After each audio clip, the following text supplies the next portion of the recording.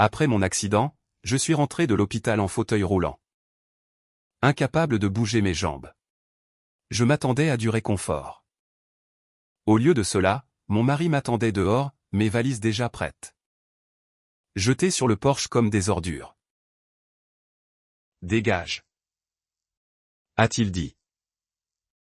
Prends tes enfants. Je n'ai plus besoin de toi. Je n'ai rien dit. J'ai juste souri.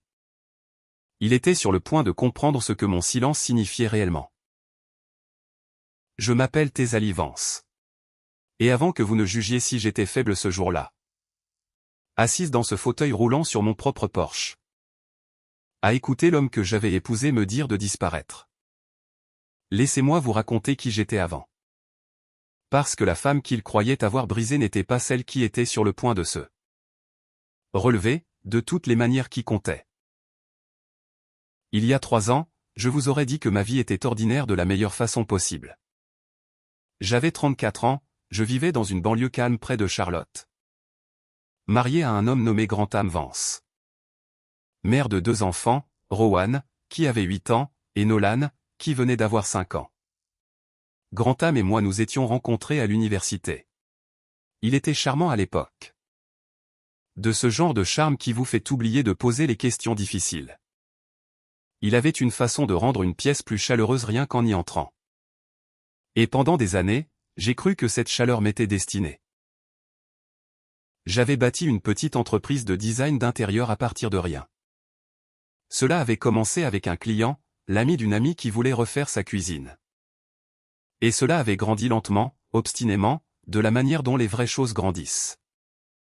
Au moment de l'accident, j'avais un studio au centre-ville. 3 employés et une liste d'attente de clients qui voulaient que leur maison ressemble à ceux que les miennes avaient l'air sur les photos. Grantham travaillait dans l'immobilier commercial. Il était bon dans son travail, doué pour parler. Doué pour convaincre les gens que ce qu'il vendait était exactement ce dont ils avaient besoin. J'avais l'habitude d'admirer cela chez lui. Je ne comprenais pas encore qu'un homme capable de convaincre n'importe qui de n'importe quoi pouvait aussi se convaincre lui-même que la trahison n'était rien de plus qu'une décision commerciale. Nous n'étions pas une famille parfaite. Aucune famille ne l'est.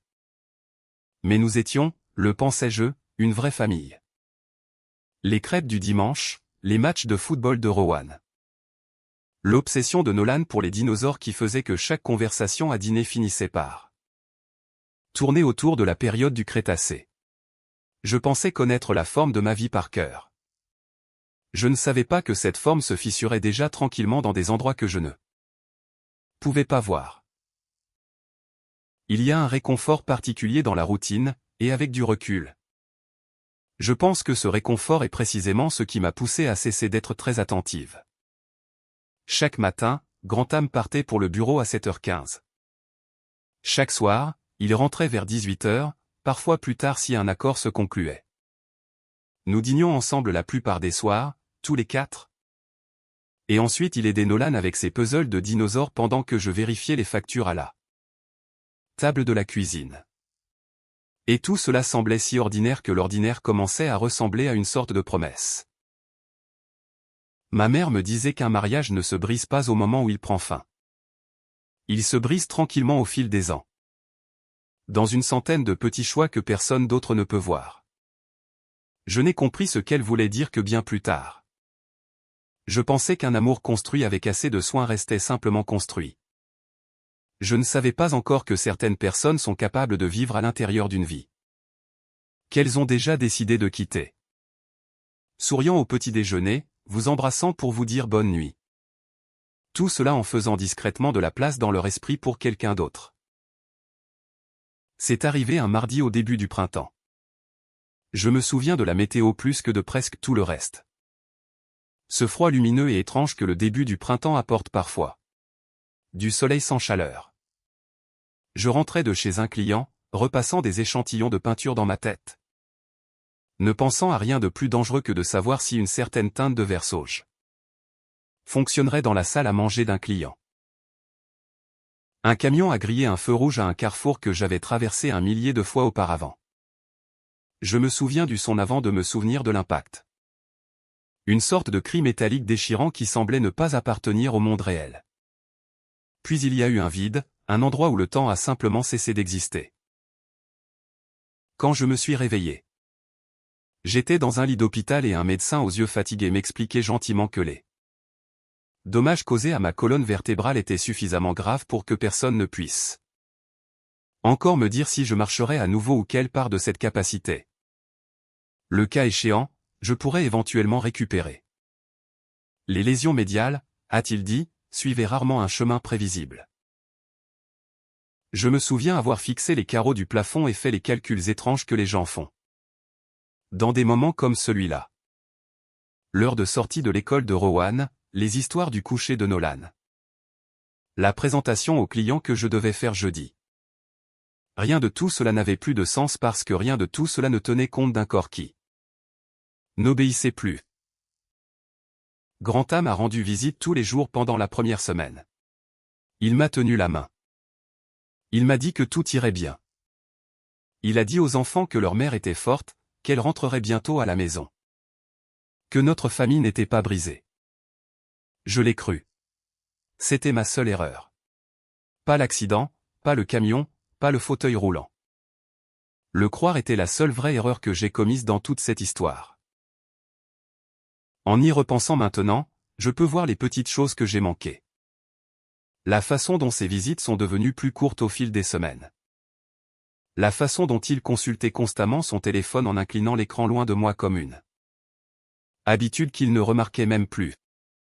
La façon dont sa voix, lorsqu'il parlait à quelqu'un lors de ses appels dans le couloir, tombait dans un registre que je ne l'avais pas entendu utiliser avec moi depuis des années, douce, chaleureuse, familière d'une manière qui n'avait rien à voir avec de l'inquiétude pour sa femme blessée. Je me suis dit que j'imaginais des choses.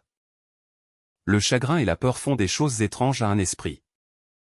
Je me suis plutôt concentré sur la physiothérapie, sur ces petites victoires angoissantes. Remuer un orteil, me tenir debout pendant 30 secondes, puis 1 minute. Ma thérapeute, une femme patiente nommée Audelise, me disait souvent. Plus pour me réconforter que comme un fait médical. Que le corps retrouve parfois son chemin vers ce qu'il a autrefois connu. Même après que l'espoir a cessé tranquillement de l'attendre. Je m'y suis accroché. Je m'y suis accroché si fort que c'est devenu la seule chose qui me maintenait stable. Il y a eu un après-midi. Environ 5 semaines après ce qui allait devenir un séjour de 6 semaines à l'hôpital. Auquel je repense souvent. Une infirmière nommée Verligne, qui avait pris l'habitude de venir me voir pendant ses pauses, a mentionné en passant que mon mari avait demandé à l'accueil 2 fois cette semaine-là exactement. Quand ma date de sortie serait officialisée. Pas par impatience de me ramener à la maison, a-t-elle clarifié prudemment. Sentant mon expression changer. Il avait demandé spécifiquement quel préavis lui serait donné au préalable.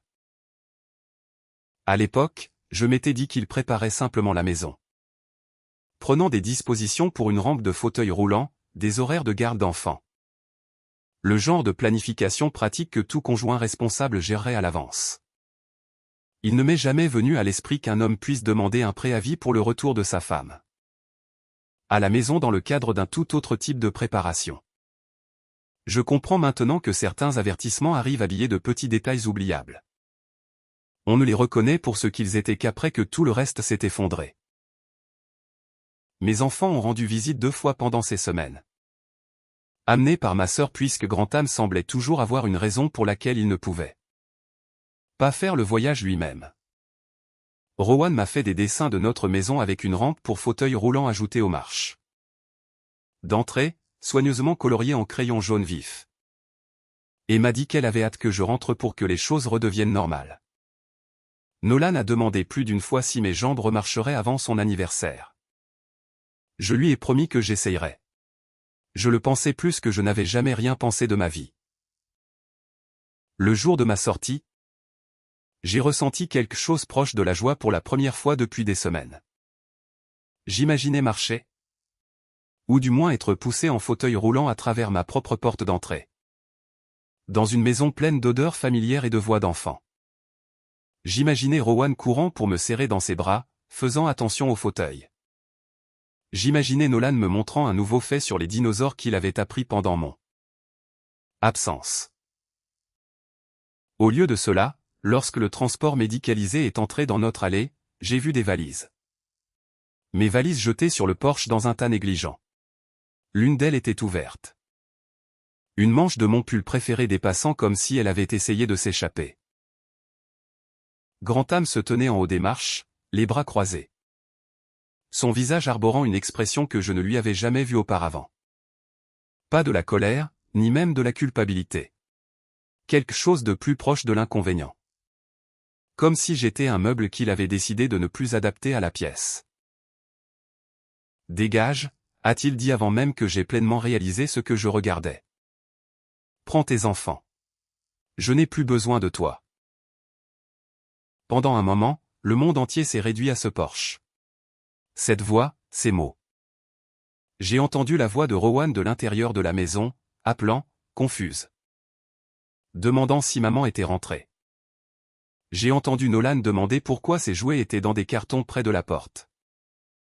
J'ai regardé mon mari, un homme que j'avais aimé pendant plus d'une décennie. Un homme dont je connaissais le visage mieux que le mien. Et j'ai compris en un long moment glacial qu'il avait déjà pris sa décision. Il l'avait prise il y a des jours, peut-être des semaines. Alors que j'apprenais à bouger mes propres doigts à nouveau dans un lit d'hôpital. Croyant que sa main dans la mienne signifiait quelque chose. Il ne me demandait pas de partir parce que j'étais handicapé. Il utilisait mon handicap comme excuse. Une issue de secours pratique qu'il avait manifestement prévu de prendre avec ou sans accident. Je n'ai pas crié.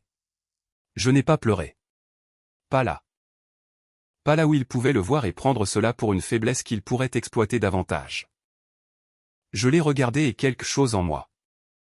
Quelque chose qui s'était tranquillement reconstruit dans ce lit d'hôpital jour après jour en même. Tant que mon corps s'est mis en place. J'ai souri. Ce n'était pas le sourire d'une femme qui avait abandonné.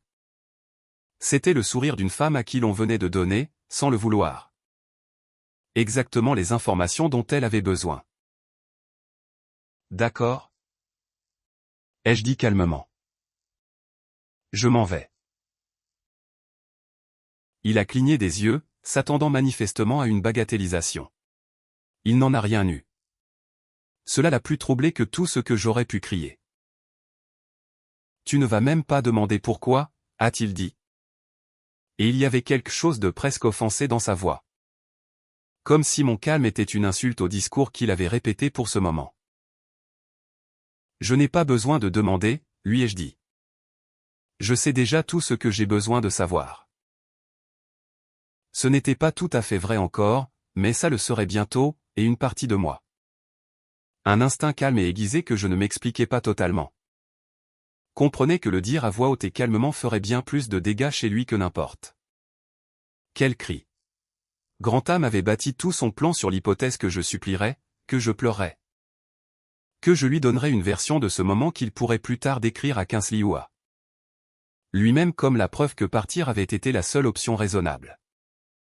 J'ai refusé de lui donner cette histoire. Rowan est apparu dans l'encadrement de la porte, alors. Encore assez petite pour rester à moitié cachée derrière le chambranle. Observant avec cette immobilité particulière des enfants lorsqu'ils sentent que quelque chose ne va pas, mais n'ont pas encore les mots pour le dire. Je lui ai souri, le même sourire que je venais d'adresser à son père. Bien qu'il ait signifié toute autre chose dirigée dans sa direction. Nous allons aller chez Tante Faran pour un petit moment, lui ai-je dit doucement. Ça va être une aventure. Grantham n'a pas corrigé. Il n'a pas adouci sa position ni offert un seul mot à la fille qui regardait sa mère redescendre la rampe. Il avait à un moment donné au cours des 6 dernières semaines pris la peine de faire installer une petite rampe étrange. J'y repenserai souvent dans les semaines qui ont suivi. Me demandant exactement pour quelle version de son plan cette rampe avait été construite. Je ne suis pas allé loin. J'ai appelé ma sœur Faran, qui vivait à 20 minutes de là, et en 1 heure. Elle et son mari avaient chargé mes valises cassées et mon fauteuil roulant dans leur camionnette. Ainsi que 2 enfants très confus et très effrayés. Cette première nuit dans la chambre d'amis de ma sœur, je n'ai pas dormi. Je suis resté éveillé à passer en revue chaque détail des 6 dernières semaines. Rejouant les conversations. Rejouant la façon dont les yeux de Grantham avaient évité les miens dans le couloir de l'hôpital. Rejouant un commentaire qu'il avait fait une fois, des mois avant l'accident. Sur la fatigue que lui procurait la même routine chaque jour. Au matin, j'avais pris une décision.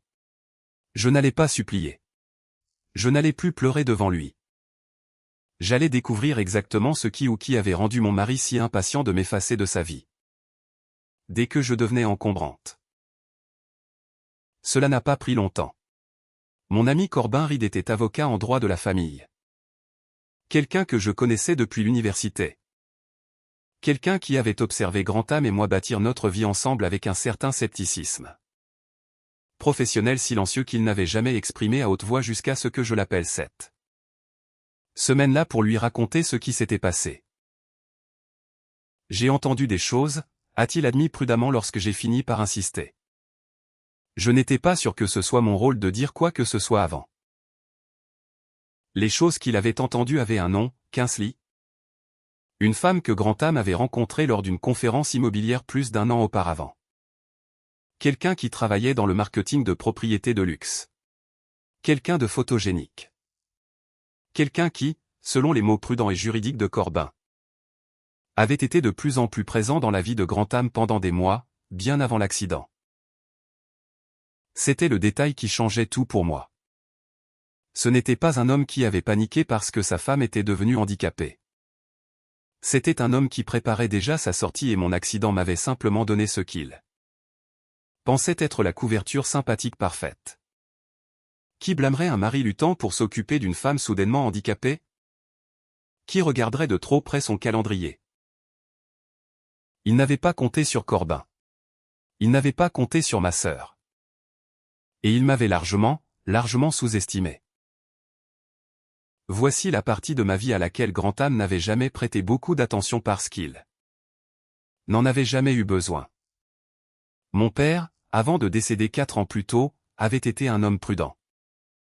Un homme qui ne faisait pas facilement confiance et qui faisait encore moins confiance au mariage. Ayant traversé un divorce douloureux de sa part des décennies plus tôt. À son décès. Il n'avait pas légué ma part de la propriété familiale et un compte d'investissement modeste mais significatif directement. Au lieu de cela, agissant sur les conseils d'un avocat spécialisé en succession en qui il avait confiance. Il avait tout placé dans un trust, une décision que je n'avais qu'à moitié comprise à l'époque. Et que j'avais honnêtement un peu ressenti.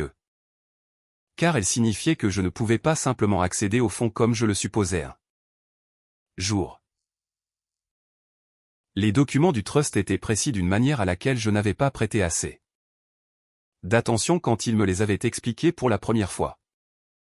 Les actifs de mon père et toute participation significative dans la petite propriété commerciale qu'il avait copossédée avec un partenaire commercial de longue date étaient détenus en mon nom.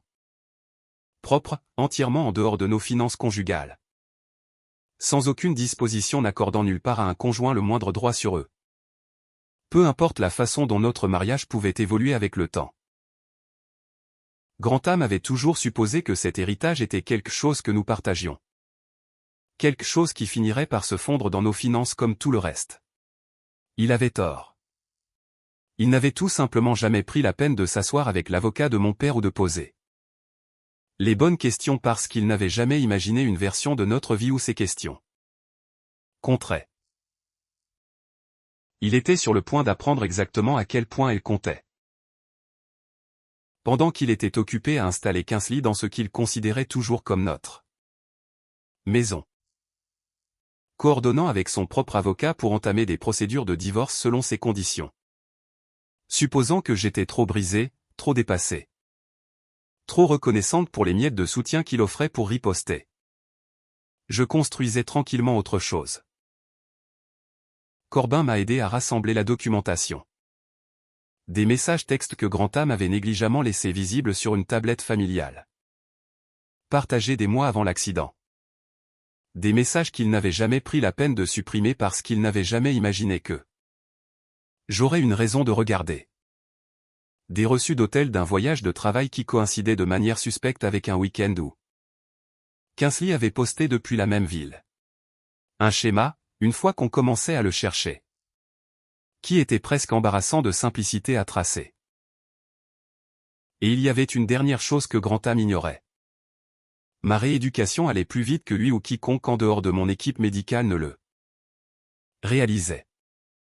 Audlise, ma physiothérapeute, m'avait averti tôt de ne pas placer mes espoirs trop haut, trop vite. Les lésions médiales sont imprévisibles, disait-elle. Certains patients retrouvent des mouvements en quelques semaines. D'autres ne le font jamais. Elle refusait de faire des promesses qu'elle ne pouvait pas tenir. Mais quelque chose en moi refusait d'accepter le « jamais » comme réponse finale. Non pas par simple obstination, mais parce que j'avais 2 enfants qui avaient besoin que leur mère se batte pour chaque pouce de terrain qu'elle pouvait reconquérir. Chaque jour, 2 fois par jour, je travaillais. Je me suis concentré d'abord sur de petits mouvements, en fléchissant mes orteils. Puis mes chevilles, puis lentement, douloureusement. Les muscles de mes jambes qui étaient restés silencieux depuis le choc. Je n'ai pas dit à Grantham à quel point je progressais. En partie parce que nous nous parlions à peine après mon départ. Et en partie parce qu'un instinct en moi. Le même instinct qui avait remarqué les visites raccourcies à l'hôpital. Me disait que cette information était précieuse. Et que les choses précieuses sont plus sûres quand elles restent secrètes. Au moment où la procédure de divorce a officiellement débuté. 3 mois après ce jour sur le porche. Je pouvais rester debout sans assistance pendant près d'1 minute entière. Je pouvais faire quelques pas hésitants avec le soutien de barres parallèles. Ce n'était en rien un rétablissement complet. Mais c'était assez. Assez pour savoir que je n'étais pas la figure fragile et dépendante autour de laquelle Grantham avait bâti toute sa stratégie de sortie. Il avait laissé derrière lui une femme qu'il supposait rester définitivement dépendante de lui. Facile à écarter, facile à contrer dans toute procédure judiciaire.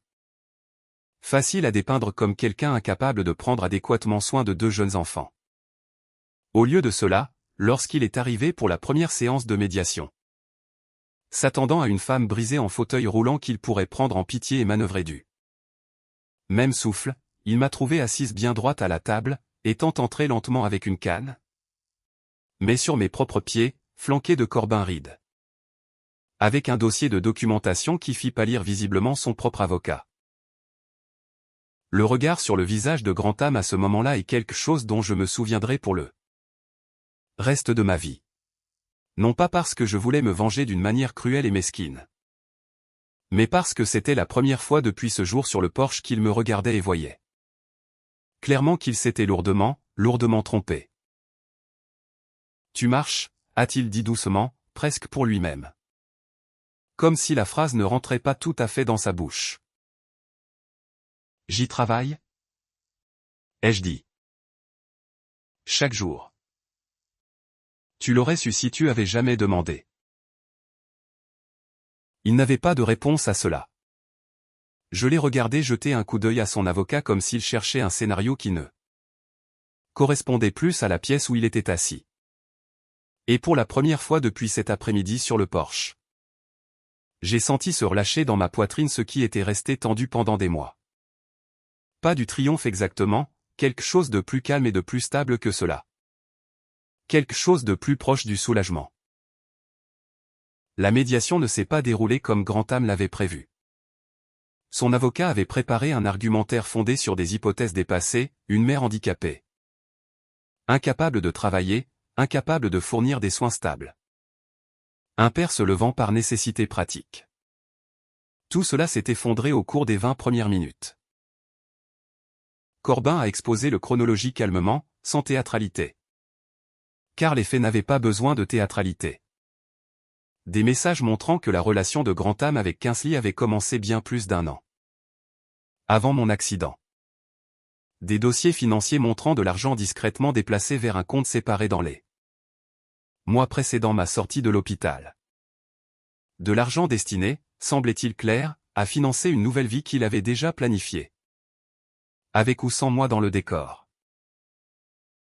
Et puis il y avait la question du trust de mon père, que l'avocat de Grantham n'avait apparemment jamais pris la peine d'étudier correctement. La propriété, le compte d'investissement, tout cela. Détenu en mon nom seul depuis avant même que nous entrions dans ce chapitre particulier de nos finances, entièrement hors de portée de l'accord de divorce dans lequel il pensait s'engouffrer. Grantham avait supposé que me laisser sur ce porche lui coûterait peu. Une brève période de culpabilité. Peut-être facilement gérée avec la bonne histoire racontée aux bonnes personnes. Au lieu de cela, cela lui a coûté la sécurité financière qu'il tenait pour acquise. Et alors que les gens de son cercle professionnel ont progressivement reconstitué ce qui s'était réellement passé grâce à des amis communs. Par le biais des procédures de garde, grâce à ce genre de chevauchement de petites villes qui existent. Même dans une ville de notre taille, sa réputation a subi un coup qu'il n'avait pas prévu. Je n'ai pas combattu par cruauté. Je me suis battu pour mes enfants et pour que la vérité trouve enfin sa place. Au grand jour au lieu d'être enfoui sous le charme prudent de Grantham. Il y a eu un moment près de la fin de cette première séance de médiation où Grantham a demandé à me parler en privé pendant quelques minutes seulement. Corbin a eu l'air hésitant, mais j'ai fait un signe de tête. Curieuse plus qu'autre chose de savoir ce qu'il pensait pouvoir encore dire. Nous nous sommes tenus dans une petite pièce latérale. Le genre d'espace neutre et oubliable que les cabinets d'avocats semblent réserver spécifiquement pour les conversations inconfortables. Il avait l'air plus vieux que dans mon souvenir. Ou peut-être que je n'avais tout simplement pas bien pris la peine de le regarder depuis des mois. J'ai paniqué, a-t-il dit. Après l'accident. Je ne savais pas comment être le mari de quelqu'un qui ne remarcherait peut-être jamais. Je n'en suis pas fier, mais c'est la vérité. Tu n'as pas paniqué la semaine où tu as demandé à l'accueil de l'hôpital le préavis pour ma sortie, ai-je dit. Tu as planifié. Il y a une différence, Grantham, et je pense que tu le sais. Il n'a pas argumenté. Cela, plus que tout le reste, m'a dit tout ce dont j'avais encore besoin de savoir. Un homme qui panique essaie de s'expliquer bruyamment, désespérément. Un homme qui s'est fait prendre se tait simplement comme il l'a fait alors.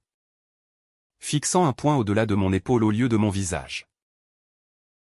J'espère que tu es heureuse, a-t-il ajouté pour finir. Et je ne pouvais pas dire si c'était censé être une insulte ou quelque chose de plus proche d'une reddition. Je le serai, lui ai-je dit, éventuellement. Mais pas à cause de quoi que ce soit que tu aies fait pour moi.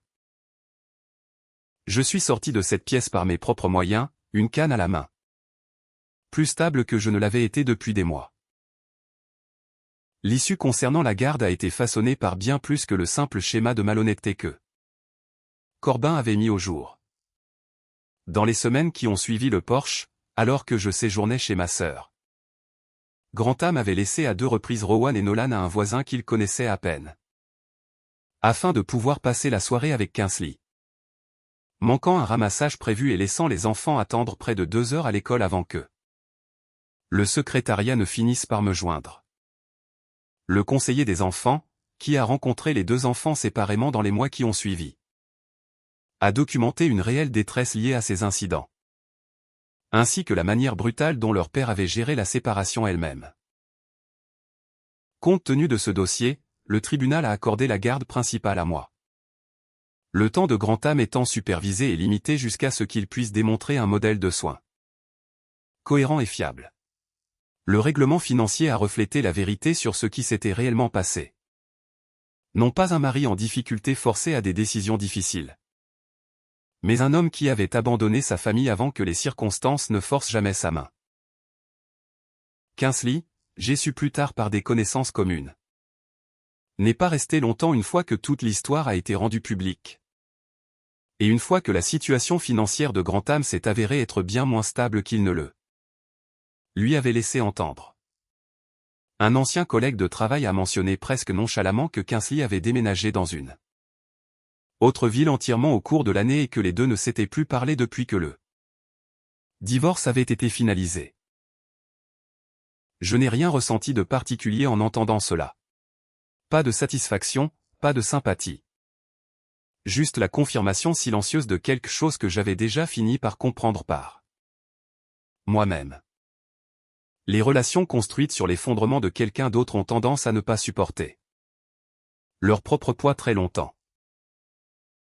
Il y a eu aussi une conséquence plus petite et plus étrange que je n'avais pas anticipée. L'employeur de Grantham, une entreprise qui soignait soigneusement son image publique, l'a discrètement réaffecté loin des comptes en contact avec la clientèle une fois que suffisamment de personnes dans ce cercle qui se chevauchaient avaient entendu une version de ce qui s'était passé.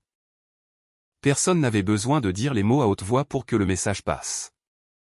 La confiance, une fois visiblement brisée dans une partie de la vie d'une personne, a tendance à rendre les gens prudents quant à son extension ailleurs. Je veux être honnête avec vous au sujet de quelque chose. Se relever, dans tous les sens de cette expression, ne s'est pas produit en un moment dramatique. Peu importe à quel point cela aurait été satisfaisant à raconter. C'est arrivé lentement, douloureusement. Au fil de mois qui ont testé chaque once de patience que j'avais. Mais c'est arrivé. Aujourd'hui, je marche avec seulement une légère différence à peine perceptible dans ma démarche. Quelque chose que je semble être la seule à remarquer désormais. Mon studio de design, que j'avais craint de perdre entièrement pendant ces sombres premières semaines, a non seulement survécu mais a prospéré à mesure que les clients, dont beaucoup avaient entendu une version de mon histoire, semblaient me faire davantage confiance. Et non moins, une fois qu'ils avaient compris ce que j'avais traversé, littéralement, pour continuer à me tenir derrière mon travail. Je me souviens de la première fois où je suis entré dans mon studio sans assistance, sans canne. Des mois après la conclusion de la médiation. Ma plus jeune employée, une jeune femme perspicace nommée Rosalyn, qui avait rejoint l'équipe seulement quelques semaines avant mon accident, s'est arrêtée net au milieu de sa phrase et a fixé son regard. Je n'avais dit à personne au travail à quel point ma rééducation avait progressé. J'avais pris l'habitude de garder cette victoire particulière près de moi. De la même manière que je l'avais autrefois gardée secrète vis-à-vis de Grantham.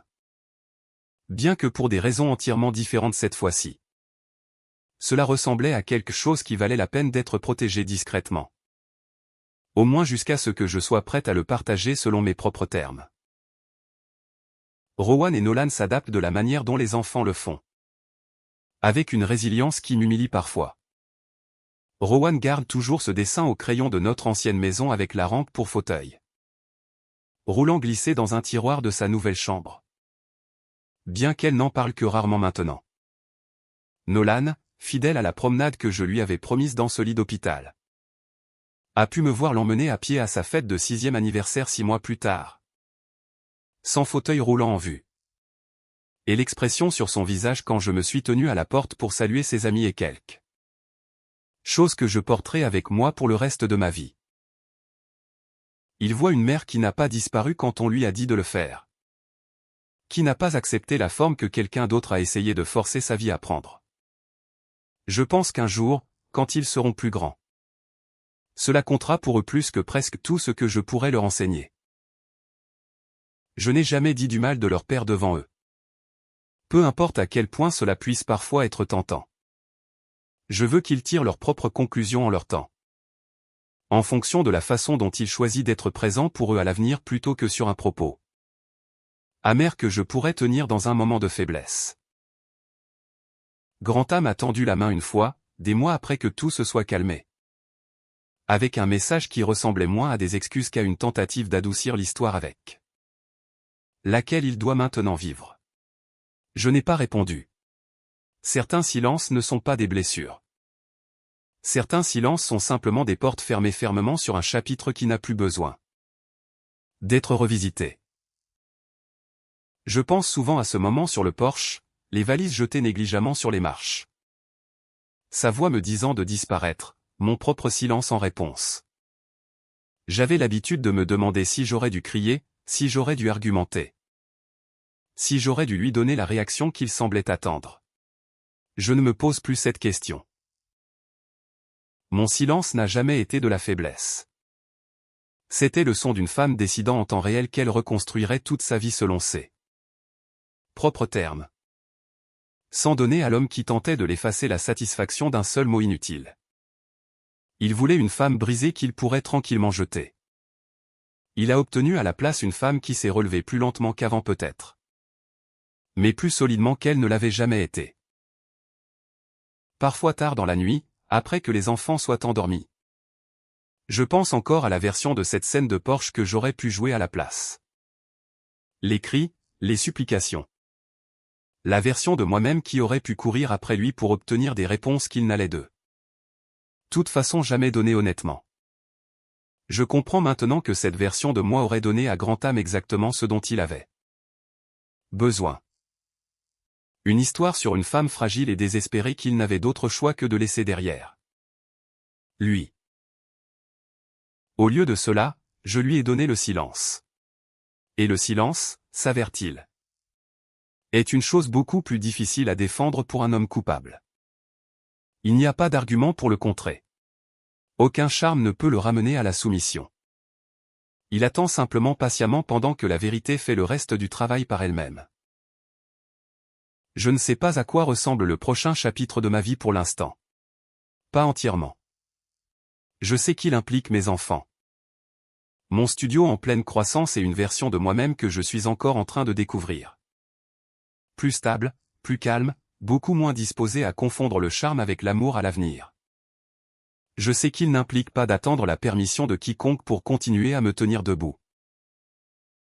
Si quelqu'un dans votre vie a déjà essayé de vous faire disparaître au moment où vous êtes devenu encombrant pour lui, qu'est-ce que votre silence lui aurait répondu ?